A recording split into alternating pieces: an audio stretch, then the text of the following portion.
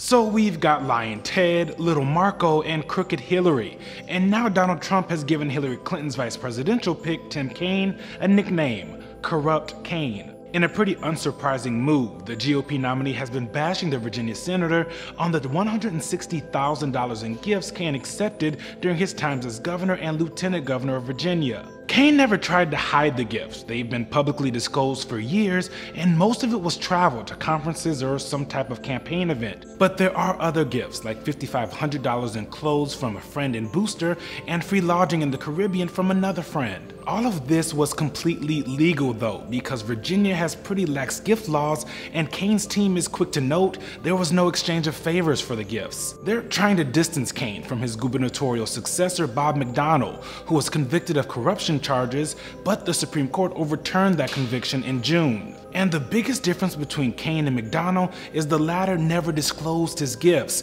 and there were real accusations of quid pro quo in his case. Either way, this is probably a smart move by the Trump campaign. Kaine doesn't really have a national profile, so trying to define him early is the best way to go for the GOP.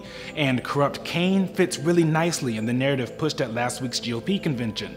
They're convinced Clinton is a crooked criminal who should be in jail. Since nothing illegal actually happened, the new nickname isn't based in fact, but that's definitely not gonna stop the Trump campaign from using it for the next 3 months.